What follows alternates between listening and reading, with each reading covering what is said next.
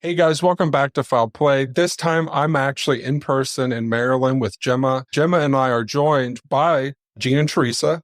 And Gemma, why don't you explain what we're going to be talking about today? Okay. Everybody's been waiting for this because we made a big announcement about this in capital letters a couple weeks ago.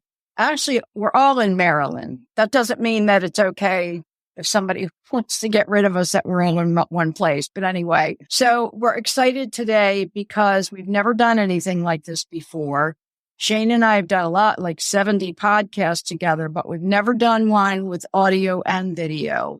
But because this is such an important topic and an important focus, that's what we're doing. And so we're going to ask you to settle in because this is something that is critical to all of us. In fact, I'm actually going to read the first sentence of the focus because I want to make sure everybody understands exactly what you're going to hear.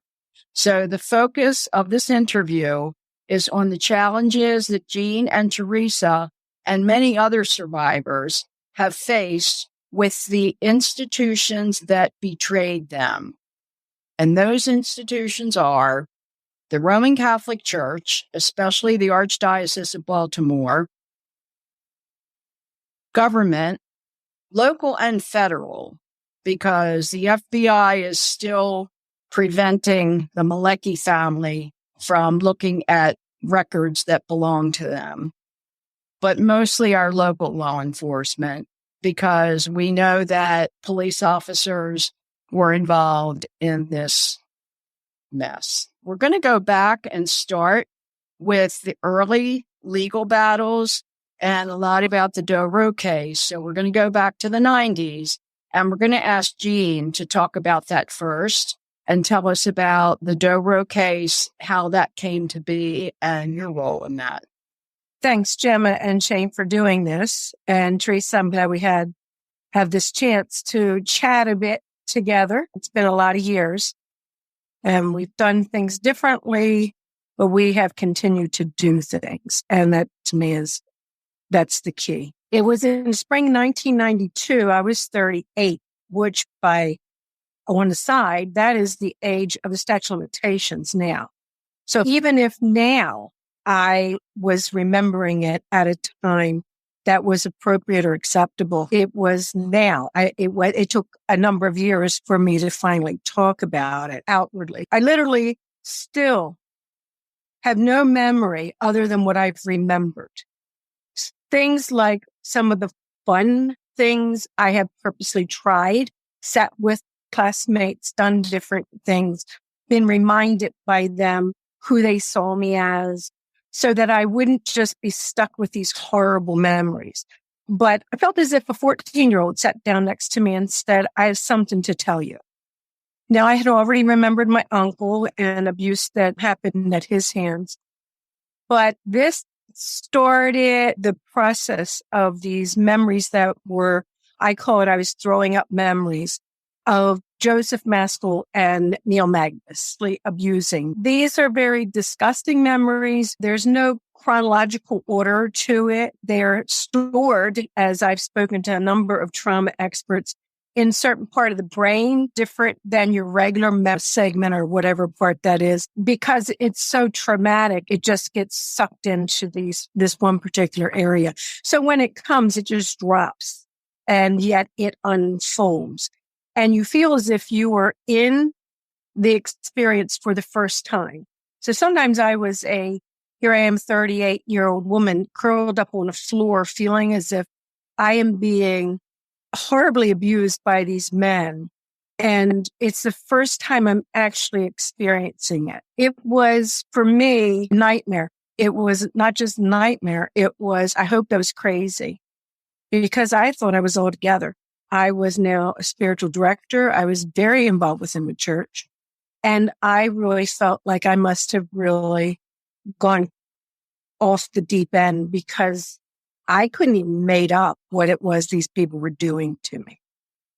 So the work began. Then later in the year, I had a number of meetings with the Catholic Church representative. At the first one that was with Roy, he literally held up a manila folder and said, you're the first person to ever voice a complaint about this man. And I think my sister and I said he might have one piece of paper.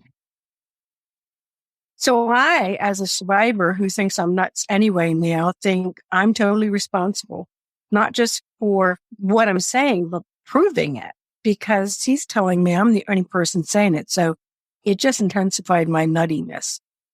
Or so I thought. I had meetings, formal meetings with them, and where I gave a statement. After the first one, Joseph Maskell, who was in his 50s, was removed from Holy Cross Parish and sent to the Institute of Living in Connecticut to be evaluated. Then I had the second one where I shared with them adults that I remembered. And at a certain point, they told me that they couldn't get any corroboration. They couldn't find any proof of my allegations. And they were going to have to let him back out. In 1994, when I agreed to do the lawsuit, which I had never, ever thought I would ever do, where I would be participating in a suit that would be at the statute. It was the Diocese of Baltimore, the School Sisters of Notre Dame, and it was against Joseph Maskell. And at that time in 1994, some people had started speaking to the lawyers, and Teresa was one who I had never met. I didn't meet Teresa until 2016, but she had an experience that was more common, or to my experience, more. Now, the reason that I said I would do this lawsuit wasn't to bankrupt the Catholic Church. I am not a church basher. I am not out to empty out their coffers. I have no belief in that I will get rich for any of this. But they were letting him back out. And not just back out, but into a parish near where I live. And now I have said these things. And I knew, because I had begun remembering, that now he was going to be around kids. And I had this little kid in me that was only 14, 15 years old. So I knew the fear of what that meant. Then I also knew that he had threatened me with a gun when I was young. So I had these images of him coming in my back window to shoot me and my kids. And so the other reason that I said yes was because back when we were in school, I graduated in 1971. The statute of limitations stated then that I had to report within 3 years of when the abuse stopped in order to hold anyone accountable. When I was explained that, I can say to this day, I believe I was in my 3-year statute of limitation period. I had never remembered anything. I could have fallen over Joseph Maskell and wouldn't have known who the hell he was.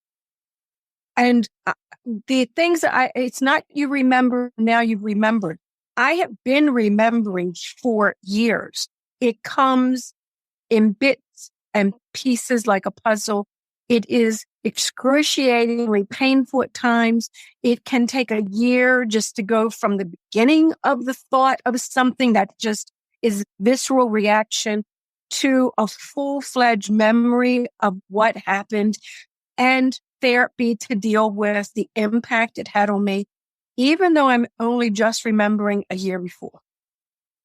So I truly believe then, and I believe now, that I was in my 3-year statute of limitation period. And I had a right to hold that man accountable. But as we know, that did not happen. And one of the things that I feel is that I would never, because there were 3 parts to that. One was I was terrified. I've now told secret. I have now said these things. And no one did a damn thing about it. They did worse than that. They put him back out in the parish. They stopped paying they had started paying for my therapy. And once they couldn't corroborate, they stopped the therapy payments, put him back out in a parish. So I was terrified. I believed, and still do, that I was in my statute of limitation period. And somebody else who had a memory of this experience, who affirmed this craziness in my head. Teresa, I'll be perfectly honest. I don't know if that I was glad or I was mad, because I would have rather been crazy. But they were the three reasons that I agreed to take these systems and this monster. I'm not even going to call him a monster. I don't like to give them names that just disconnect them from he made choices. He was a predator. He was a perpetrator. He was a ringleader. He was a mastermind of perpetrating sexual abuse on children. So that is how I started. The process was thinking they were going to help me. I was very involved. I believed they were going to take the ball and run with it. I thought they were going to give support to my family, because now I have these memories and it went from that to I was left alone with my husband and my children, feeling like we had to fend for ourselves. Teresa, could you explain to us your evolution of your involvement in that case? Yeah, I had always thought I was crazy. I always had an ongoing memory of a lot of things that Maskell did to me. And I had told people that he was a pervert and that he liked to give me douches, enemas, and take my clothes off.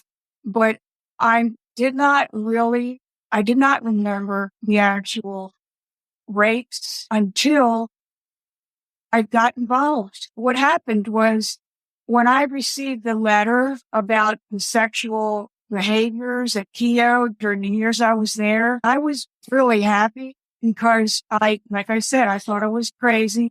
I knew what he had done to me, and my mom had just passed away horribly. And as I focused on it, I started remembering it didn't stop there. It wasn't just a douche. Then as if the douche would have been all right. And I started having breakthrough memories.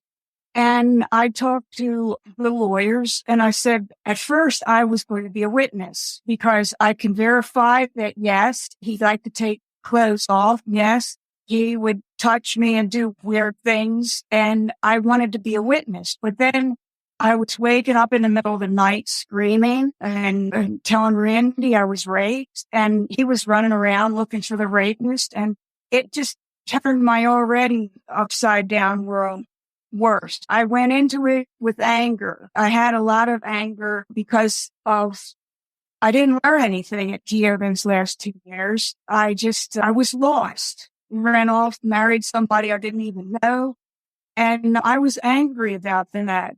And when I knew that someone had the courage to come forward and record this, I was very much touched about your courage, Jean. And I do think it was good they kept us separate, and they were mysterious about it. They wouldn't even say why we were separate, except we weren't going to meet. And I was very happy to go after them and to tell the world that it wasn't right what happened at Keogh. Can I ask? I have a couple logistics questions that a lot of people that listen have asked about. Jean, could you review for us again who the defendants were in the suit that you and Teresa filed? You filed as co-plaintiffs, correct?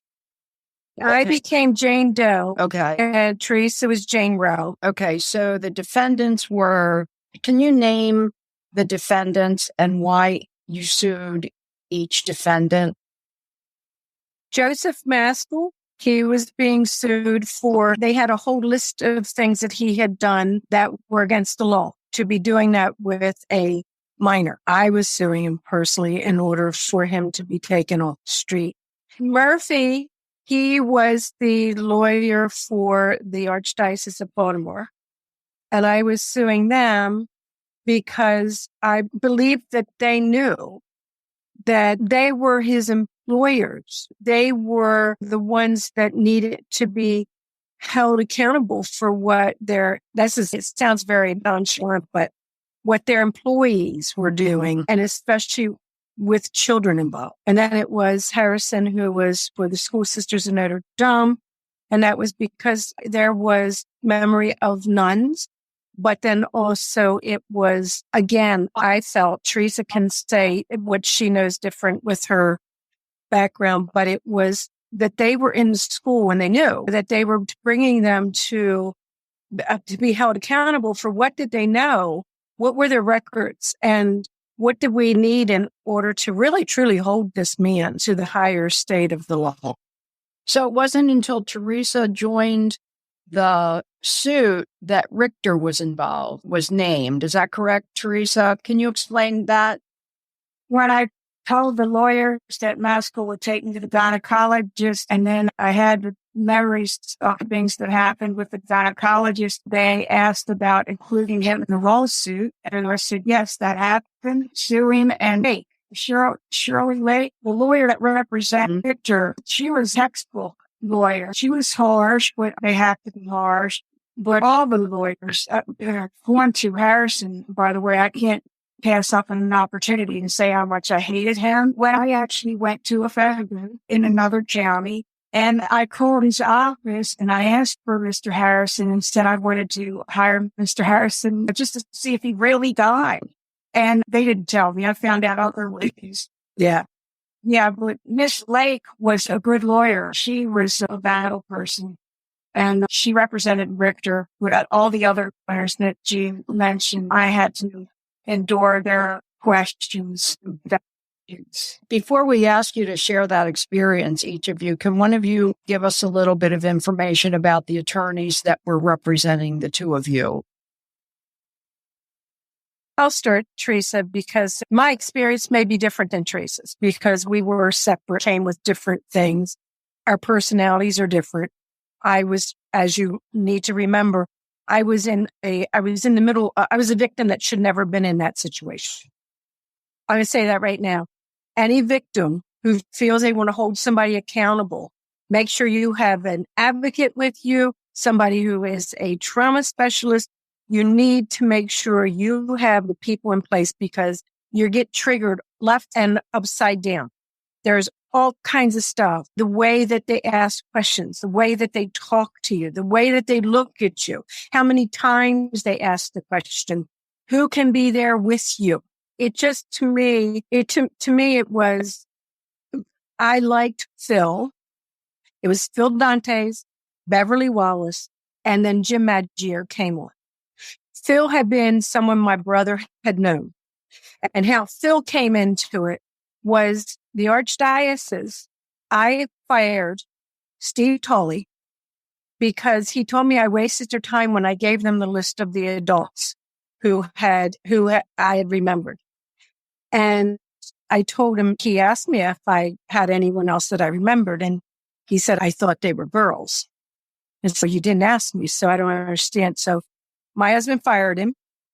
And then Rich Hoy, when I called him to see if he'd pray with me, he said, no, get a lawyer. So my brother, there were two that we were looking at, and my brother knew Phil. So I went down and I signed on with Phil, gave him the $1 or whatever. And that was it because nothing was happening with a lawsuit or anything.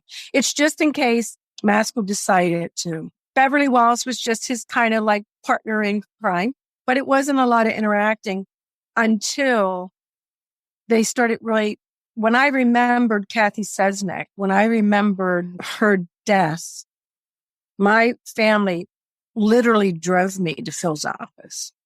And 3 of them went to the Enoch Pratt Library to look at microfiche because they were like, there was a nun who was murdered. And they went looking for that information. My brother took me to Phil and said, we need to tell you what else is going on here. So Phil, to me, he was what I needed. He respected that I was a victim and how I had to do things. Beverly Wallace became the cat's meow. I just love Beverly. I think too, part of it was because it was a woman that was a part of that team, and it meant a lot to me. Not saying anything other than she has a great ability to. Jim Maggio came on board because he just knew he had to be a part of this. And Jim, he was the biggest sweetheart you could ever find, gentle and yet knew his stuff and was really right there. So they were the three, and I felt very comfortable with all three. Again, we might have had different experiences, but that was my feeling. Teresa? I got to know the three of them, and I'll never forget the first interview when I was telling them about Maskell's boat and how girls would be on that. And Maggio said, have you just gone through life not doing anything? Because I had seen a therapist, and I said, yeah, shit happens. I just dove into life. But I grew to like the three of them, especially Beverly. I could call her like when I got really upset and had the memories. She was always there on the phones for me. And I liked the three of them so much, I invited them. Randy and I got married in the middle of Joe Row.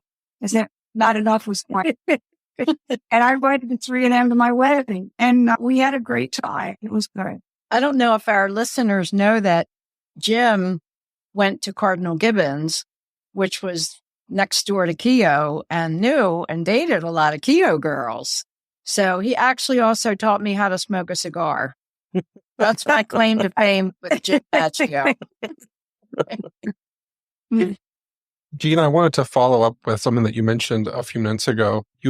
You mentioned, I think, that during the trial is when you remembered a nun being killed. Is that right? It was not. No, it wasn't during the trial. Okay.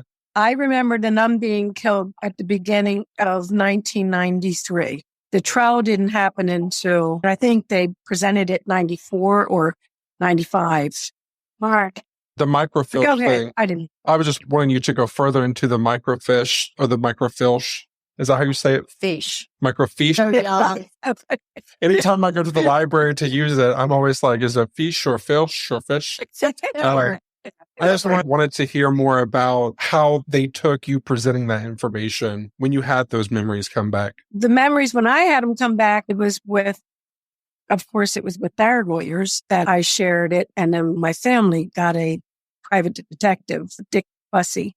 And he then started asking questions. And that's how we came about with that anonymous letter that was going to go out. But it seemed to me that it made sense to the lawyers who we were working. It almost was like the dots were coming together. I will say my experience of deposition, 21 hours of deposition, was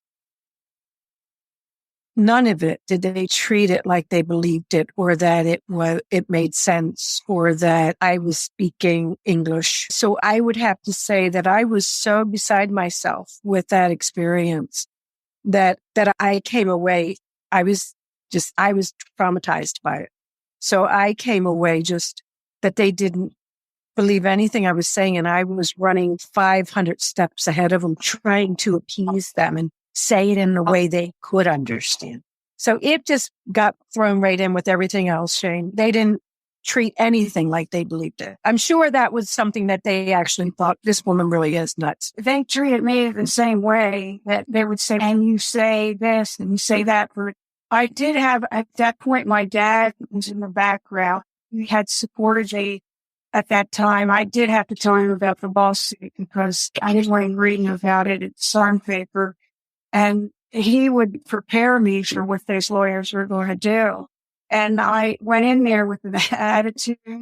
And at one point, Phil Dante said, we're gaining points with you because they were asking me about the douchebag and the enemas and what was it. And then I gave him a long, drawn out explanation of the douchebag and the enema bag were one and the same apparatus. And I went into vivid detail about what happened with that. And then at one point, Phil said, lose the attitude, because I too much in the face. But yeah, they pissed me off. They really did. And I had to calm myself down. But the way they questioned me was like, you're making this up, you're fabricating this. And anything I said, they questioned. Like, I'm going to ask Teresa about something that our viewers probably need clarification. Teresa, two things to ask you about. One is, what is the difference between a trial and a hearing, because a lot of people took away from the keepers that this was a trial and it never got that far. So, Teresa, can you explain the difference and how that all works? Yeah, big difference. Whenever you file a lawsuit, the opposition is going to try to quash the lawsuit. They're going to try to make it go away. And they do that by filing for hearings of different things. My dad had told me the statute of limitations was established law, and that was the big hurdle that he honestly believed we could beat, even though, like you, Jean, I believe the memories from then on were well within the 3-year statute of limitations. That was the hearing. Did the statute of limitations bar us from filing the lawsuit? If we had won that hearing, then we would have gone to the trial where we could have brought in witnesses. And like my letters from the doctors would have come in, all kind of evidence would have come in. But they were successful in stopping us at the hearing, which is a preliminary matter before a trial. And you have to settle all those matters before it's actually put to trial. Yeah, thank you. And I'd like to say, I had no idea of that. I know it sounds really, but I was so lost in all of this. I was basically, if people I trusted said, okay, we're going to move now over, I moved now over. I actually thought it was a trial. Thought it was so intense. It was so overwhelming. I would come out of those depositions 3 different days. We would stand in the parking lot. Mike would hold me up while I cried because I'd never been talked to like that. I had never been doubted like that. I had never found myself not being able to give clear explanation. There was, like I said, everything drops in. There's no timeline to it. And they kept picking at that. And I was already picking at it within myself. And so they were turning me into, and so I have to say that I didn't understand that myself. And I've learned how to make sense out of that now, but I didn't at the time. I think a lot of people didn't understand. It's different. Yeah, it's not easy unless you're taught it. They file a motion to dismiss. You file a lawsuit and they answer with motion to dismiss, and they list the reasons why the case could be dismissed. Like when I would file a lawsuit in a lead poisoning case where a child had lead poisoning that damaged them cognitively, and I would have evidence of that with blood tests and what have you. The other side would file a motion to dismiss and claim that there was not enough evidence to file such a case, where we would go and we would argue the evidence. We weren't in court as a trial. We were at a hearing. I would tell the judge why there wasn't enough evidence to proceed to trial. And the opposition would say, basically, that was bullshit. Say that in legal terms. And the battle of lawyers back and forth. Mm-hmm. But if we had only succeeded in that statute of limitation issue, then we would have had our day in court. We never got our day in court. Never. We got beat up. Yeah. Away. I'm like pushing Shane out of because I have so many questions. I want to ask, and because this is video, he can't rearrange the chronology, but I want to go back to something that you both referred to just to clarify for everybody. Paul McHugh was one of the leading proponents of something called false memory syndrome, and it went by FMS, but he was also under contract at Hopkins and was involved in the MK Ultra program. And I remember, Jean, you talked about that is pretty much of a conflict of interest, but could one of you explain the difference between false memory syndrome, because that's been debunked just in the last couple of years, and he won't talk to us, he's still living, and repressed memory, because repressed memory that's in the diagnostic Bible for psychologists. And they're 2 very different things, but people get them very confused on social media. I think it's, what is it? It's dissociative identity disorder is what it's called now. It used to be. So but I won't go into great detail, but one of the things that I feel is false memory would be this is how I see it. I'm going to explain it from Jean. If I came forward and said, I remember this priest, he did this and this is this. And if they could not have anyone else say that they ever knew anything like that, they could then stand behind that's the false memory. But to have Teresa come forward, separate from, away from a different year then, and give almost the same kind of behavior, not to mention another person, I find that became for me the affirmation. That cannot be in my mind that we all have false memory. I've gone to therapists, Teresa hasn't. They want to say it's the therapist who has made suggestions. Teresa has, it's for me, she affirmed that because I was my own worst detective. I had this child telling me all this stuff and there was a separation. And so I was supported by the fact that I don't know that woman from the man in the moon. And she had this man do things to her too. There's no way that could be a false memory. And right, there's the difference. And he really pushes that. He doesn't deny people have had trauma, but his claim is that to deal with the trauma, you make things up and you accuse people falsely because you are trying to deal with the trauma rather than, as you said, now there's a diagnosis of dissociative identity disorder, but he's like a nobody now after being this leader in this whole false memory syndrome organization. Teresa, do you have any thoughts about him? Yeah, back during our case, repressed memory did not pass the Friar-Reed standard, which was an established standard for generally accepted occurrences. Right. And I have a case I actually found in Maryland where the Judge Rubin, this was in Montgomery County, said that dissociative amnesia has been sufficiently tested by psychiatry and the community using research methods generally accepted in these fields, and that it is now generally accepted. And it's a real thing. They were able to prove a lot was on the post-traumatic stress disorder of returning veterans from war and how they actually relived being in war, being bombed and all. They saw it over and over again. And it has been studied and it happens in the hippocampus of the brain, protected from these horrible things. And then when they surface, it's reliving. I had that experience up all night wondering how in the hell I got dressed at Maskell's office, and you relive it. You actually relive the touch, the feel, the smells, and it's proven now. Whereas about false memory syndrome, it just didn't hold water. A lot of times they were saying that psychiatrists were hypnotizing people, injecting these thoughts. I was never did anyone ever inject in my mind about what I was remembering. And I knew it to be true.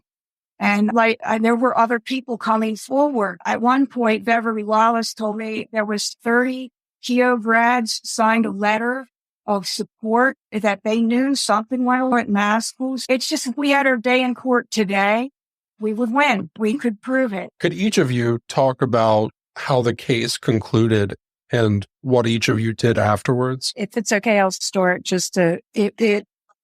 it ended where, I don't know what you call it if it wasn't a trial. What do you call it, Teresa, if it's not a trial? The hearing, the motion to dismiss was granted. Okay, the motion to dismiss was granted. And so we went to the appeal. After the appeals court said they were going to stay with what Maryland had decided. 2 weeks after, Mike fell off a roof and broke both his wrists. And so I thought that that I had told secret, and that God, if there be a God, was angry getting me back. We were in shock. This was never what we thought was going to happen. We really believed in all those. We believed in the church. We believed in the courts. We believed in the law enforcement. It seemed as if everyone, and then it got solved. So it wasn't just that we were in shock, but everything got quiet. It was like I was afraid to talk. I had already said all these things. They're now letting it just go. I felt I had told a secret. I felt very guilty. I felt terrified. Now these people were out there. He was out there. Didn't matter to me if they said he was in Ireland or I didn't care. He was out there. He was already here, but now he's out there. And we went into a silent mode around it. We moved away from my extended family and any kind of community, which I was already now very much not a part of. I continued to work on my inner work. I continued to raise my family. I started my healthcare practice, Light the Path. I helped Mike during that time with a peaceful trance to the next level. So it was a time of a lot of growth, but I was really in hiding because I felt I had done something wrong and that nobody was talking about it. No one knew.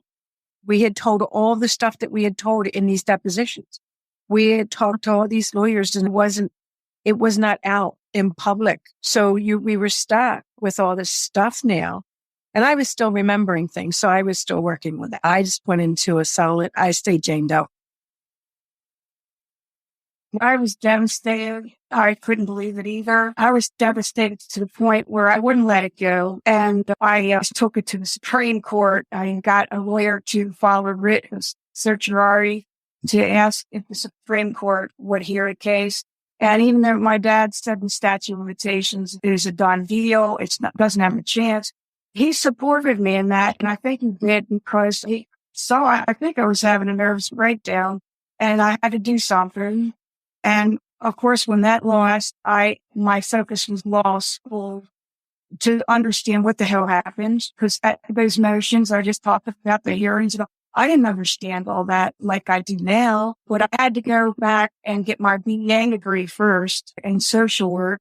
It was a long road. I just focused on my education and my kids. I think if I didn't have the kids, I wouldn't have made it because they gave me a purpose to hang in there.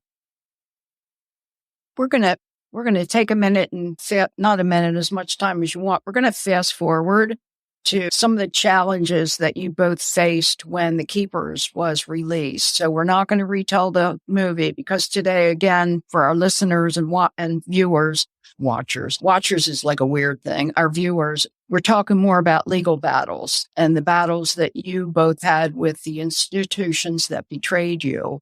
So with the release of The Keepers and everybody meeting you with your faces on the screen, how did each of you, what challenges appeared and how did you each deal with that? Who wants to start? First, Jane. Teresa, this camera's on you. You want to keep talking? I was terrified about The Keepers. First of all, I didn't think it was going to be shown on Netflix. When they interviewed me, when Jess and Ryan interviewed me, I just thought it would be a document on public TV or something. And when I realized it was going to be broadcast on Netflix and it was going to be a big deal, I was terrified. I thought I was going to come off as looking like a mental case because I always thought I was nuts. And then I didn't think people would believe me. I thought, here we go again. You're going to have everybody telling me you're crazy. And then some people said maybe there's going to be a target on your back. A lot of people think we're attacking the religion. And I never meant to attack anyone's faith. I respect everybody's belief systems. But I was terrified. The day it came out, I actually had to go to my doctor and had to have a colonoscopy because I had so many symptoms. I told the doctor I was dying. It was horrible. I couldn't even walk. I said I'm dying. But I'm pleasantly surprised when it came out and we got all that support. I was shocked. I was totally shocked.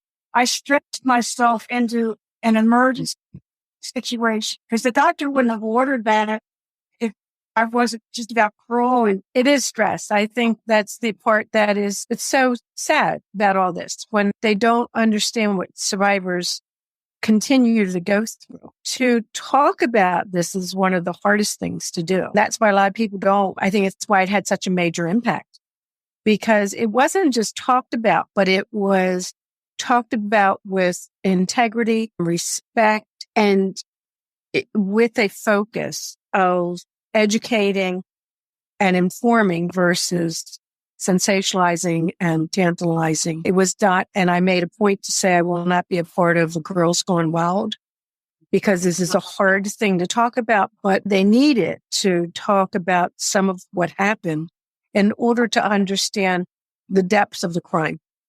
So it was I think for me, it was difficult too because I had outed myself as Jean Hargan and Wayner before they came along.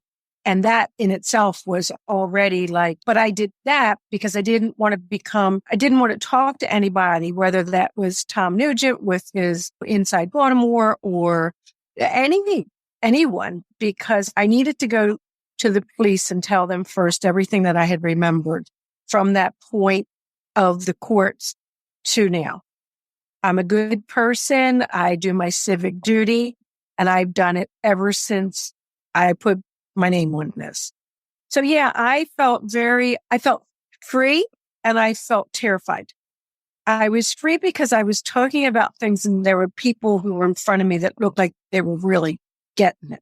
They were listening. I had hardly talked to anybody other than real close friends about any of what I had thrown up on the tables in those depositions at the archdiocese tables. You'd never know by the way they all acted after with nothing. Silence proved that we had shared such thick. This is horrific. And if those people who are in charge, the big business behind church, had records, move those people around, know that they were abusing children, the children of the parishioners. And then they stayed silent after we put ourselves through. I don't know. I don't have words because I am a good person. I was taught to be a good person, and a good person doesn't do that because we deserved better. Now I get off my. No, this is why we're doing this. Yeah, it's why we're doing it. Teresa, the stress, to me, it was so hard to do what we were doing. And we did it. We were making no money. We didn't make anything at all from this. We did it because we had a right, for one, to speak our truth to an audience that might actually listen. We also knew by this point, because that we weren't alone in being a survivor. And so if it was that hard for us to talk about it, and then there were other survivors who also were talking about it. And I feel like it was a snowball in that respect, but I was terrified. It probably took me a year. I got off the grid after The Keepers came out. I went to my sister's horror weekend when it came out. I could only watch parts and sometimes certain parts not at all. And I was terrified. I was also afraid people were going to start throwing things at me. People were going to start looking me up in order to call me names.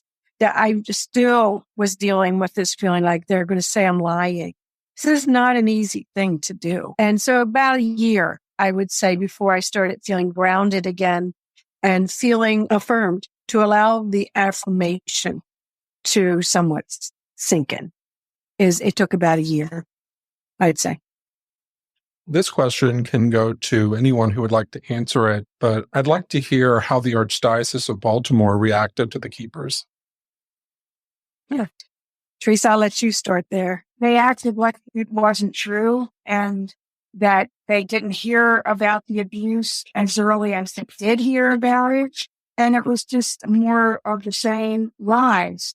Even with us coming forward and talking about all this horrible stuff, and then about Charles's reparation and The Keepers, and he had no reason to lie about what happened to him. None of us did. Jean said we got absolutely no money out of this. And the Archdiocese is the same old. We support the victims. We do that. And it's all a bunch of bull. They don't. not care. And I can't be convinced that they care. Do you each remember what how the archdiocese answered the questions at the end of the series?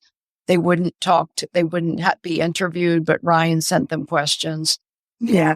And do you remember that? Can you talk about that? Do you remember that? I just know that I was, because they would say, see answer to number 1. yeah. It was talk about flipping. Again, I have Catholic friends. I'm not talking about participators within a faith. Right. I'm talking about these are the people who were the leaders of our faith. These are the people who taught us not to lie, taught us what it meant to tell the truth, taught us how to help the person who was down, taught us the things that we were doing. And the responses to me were as if we did not matter. The lawsuit or whatever we're calling it, the hearing had already happened. We couldn't do anything. We were not going to be able to sue them. They needed to, I would say grow some balls, but I won't say that.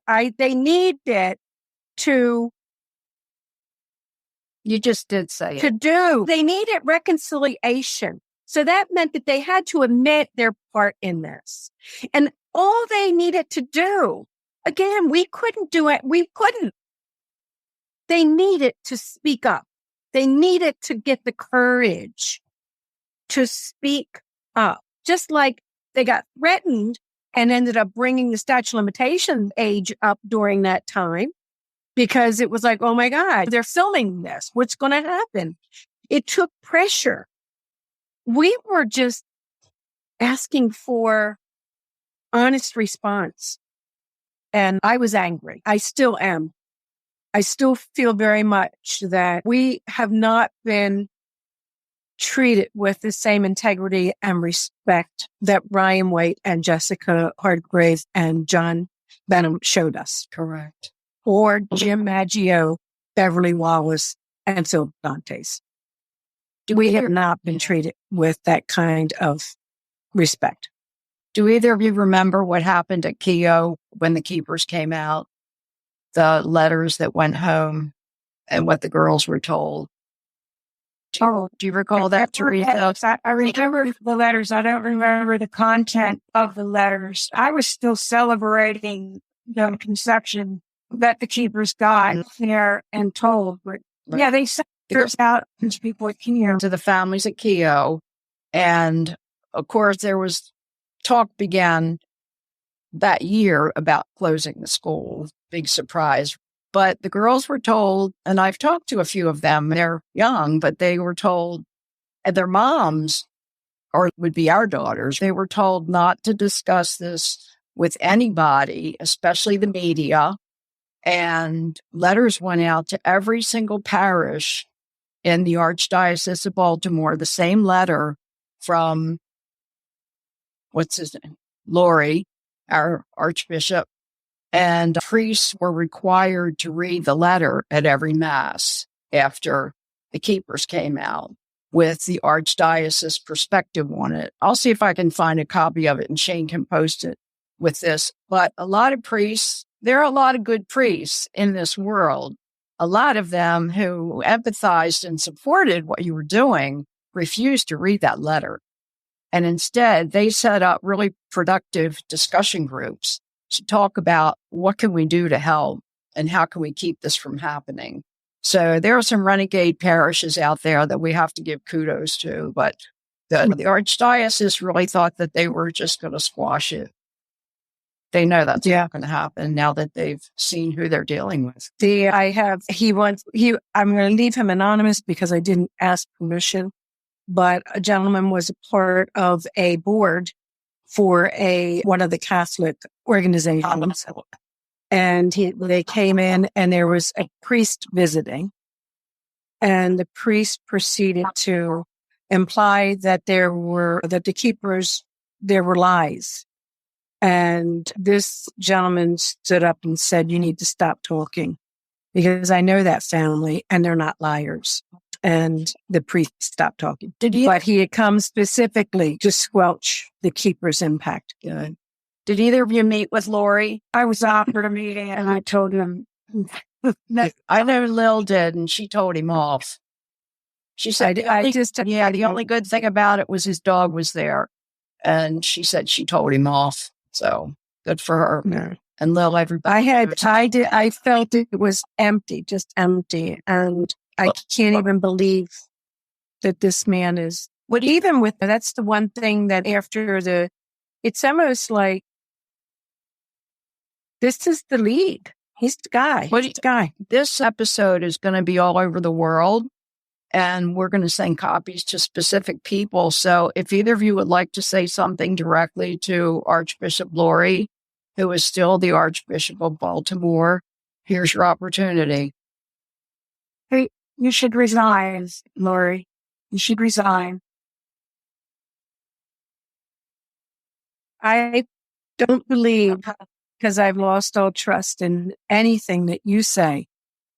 And I also feel that what has really opened up for me is the realization that until you bring women into your community of priests, you will always have this dysfunctional situation, because there is a balance that needs to happen. Has nothing to do with who's abusing who, but you are off balance and decisions are being made and the power is being held by just men. And when you have that, you have the potential of all kinds of havoc.